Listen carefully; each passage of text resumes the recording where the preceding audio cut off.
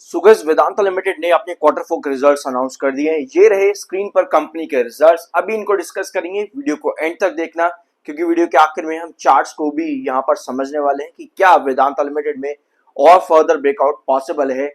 तो एंड तक देखना और सब्सक्राइब जरूर कर देना। ये है मार्च 2026 का कॉलम, दिसंबर 25 का कॉलम एंड मार्च 2025 का कॉलम। शुरुआत करते हैं कंपनी के टोटल रेवेन्यू फ्रॉम ऑपरेशन से। सारी फिगर्स करोड़ में है।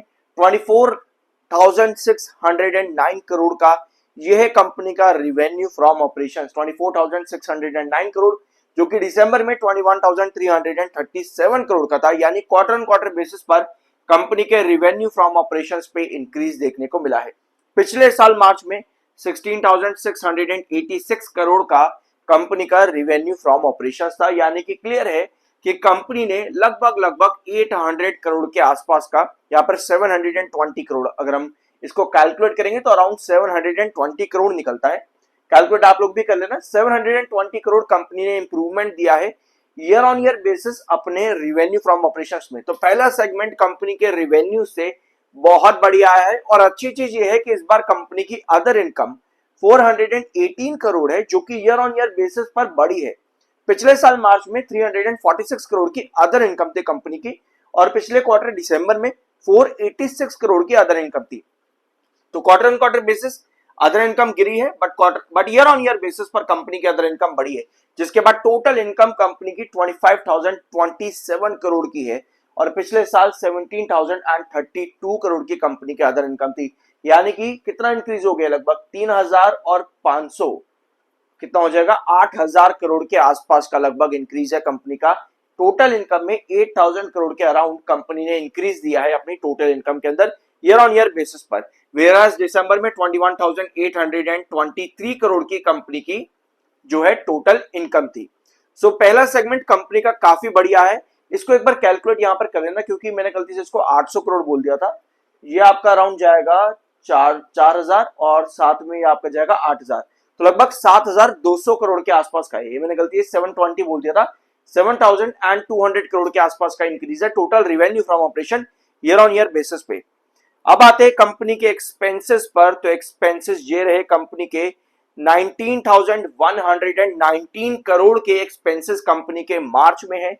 दिसंबर में 16,602 करोड़ के थे और पिछले साल मार्च में 13,702 करोड़ के एक्सपेंसेस थे। तो एक्सपेंसेस कंपनी के इनकम को देखते हुए डेफिनेटली बढ़े हैं, बट क्या ये एक्सपेंसेस इतने ज्यादा बढ़ गए हैं कि प्रॉफिट्स पर इंपैक्ट दे सके? तो चलो कंपनी का प्रॉफिट बिफोर टैक्स देखते हैं एक बार। ठीक है, net profit after tax and net tax expense. एक सेकेंड,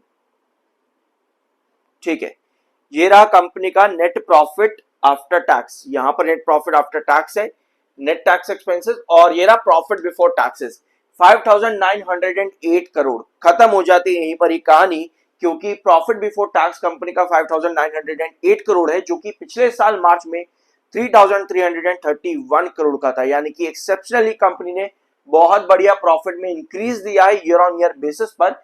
वेयरएज दिसंबर में कंपनी का प्रॉफिट 5,241 करोड़ का था। तो क्वार्टर ऑन क्वार्टर बेसिस पर भी कंपनी का प्रॉफिट बिफोर टैक्स बहुत बढ़िया है और ईयर ऑन ईयर बेसिस पर भी। Net tax expense, net profit after tax, और ये रहा कंपनी का net profit after tax. In total company का है 9,352 करोड़ का नेट प्रॉफिट। टैक्सेस हटा करके, सब कुछ हटा करके 9,352 करोड़ का कंपनी का प्रॉफिट है, जो कि दिसंबर में 7,807 करोड़ का था और पिछले साल मार्च में 4,961 करोड़ का कंपनी का प्रॉफिट आफ्टर टैक्सेस था। तो कंपनी ने ये नंबर्स काफी अच्छे दिए हैं। हर सेगमेंट में कंपनी ने बढ़िया इंप्रूवमेंट दिखाई है, प्रॉफिट्स में भी, रेवेन्यूज में भी, ग्रोथ परसेंटेज भी कंपनी का काफी बढ़िया आया है। इसके अलावा कंपनी ने अपने एबिडा में क्या बताया, एक बार उसको भी देख लेते हैं। रिकॉर्ड एबिडा कंपनी ने यहां पर दिया है 18,447 करोड़ के साथ में, और 59% का ये ईयर ऑन ईयर बेसिस पर इंक्रीज है। और अगर आप फाइनेंशियल ईयर बेसिस पर कैलकुलेट करोगे तो कंपनी का फाइनेंशियल ईयर 26 में एबिडा 55,976 करोड़ का है, जो कि 29% का इंक्रीज है फाइनेंशियल ईयर 25 के कंपैरिजन में। तो एबिडा पर भी कंपनी ने बहुत बढ़िया कंट्रोल दिखाया है। एबिडा मार्जिन कंपनी का 44% है, जो कि रिकॉर्ड है कंपनी का इस क्वार्टर के अंदर, क्वार्टर 4 में। वेयर आज फाइनेंशियल ईयर 26 में कंपनी का एबिटा मार्जिन परसेंटेज 39% पर खड़ा है फाइनेंशियल ईयर 25 के कंपैरिजन में। बेस्ट एवर रेवेन्यू कंपनी ने दिया है क्वार्टर ऑन क्वार्टर बेसिस पर 29% का, सॉरी क्वार्टर 4 फाइनेंशियल ईयर 25 के कंपैरिजन में फाइनेंशियल ईयर 26 के क्वार्टर 4 में कंपनी का ईयर ऑन ईयर बेसिस पर रेवेन्यू जो है 29% बढ़ा है। ये बेस्ट एवर रेवेन्यू कंपनी ने जनरेट किया है इस क्वार्टर के अंदर, और ईयर ऑन ईयर बेसिस पर कंपनी के रेवेन्यू पर 15% का इंक्रीज देखने को मिल रहा है फाइनेंशियल ईयर 26 में in comparison with financial year 25। अगर आप चाहो तो बाकी कंपनी का ग्रोथ केपेक्स और साथ में नेट डेट कंपनी का यहाँ पर कैलकुलेट कर देख सकते हो यहाँ पे।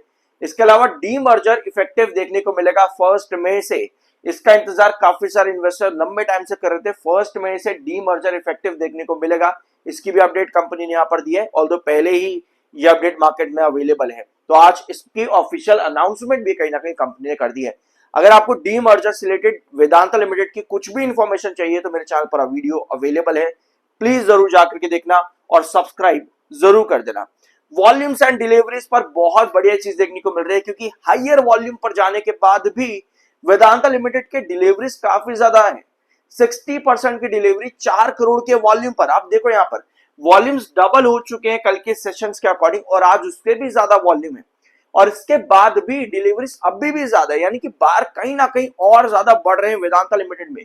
कल 60% की डिलीवरी थी जो कि वीकली और मंथली बेसिस पर ज्यादा है, और इसका इफेक्ट आज 4% से ज्यादा के मूव पर देखने को मिला है वेदांता लिमिटेड में। एमएफआई थोड़ा सा बेरिश है 76.6 पर, 53.7 पर आपका आरएसआई है। तो ये हो गया वेदांता लिमिटेड के टेक्निकल्स। अब आते हैं चार्ट पर, और अगर आप वीडियो में यहां तक बने रहे तो प्लीज, आपको पता है आपको सब्सक्राइब जरूर कर देना है।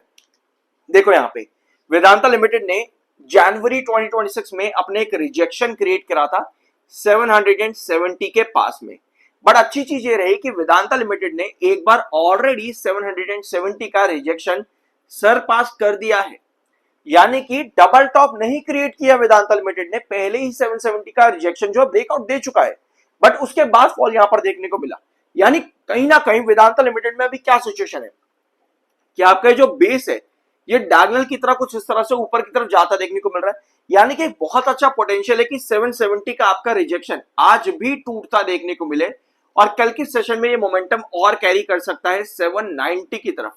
अगर ऐसी सिचुएशन बनती है तो कल आपका लास्ट सेशन है डी मर्जर से पहले, क्योंकि 1 मई को डी मर्जर है, कल है 30 अप्रैल की डेट। तो देखते हैं कि क्या कल 790 को टच कर सकता है, क्योंकि आज वापस से वेदांता लिमिटेड ने 4% से ज्यादा का मूव दिया है।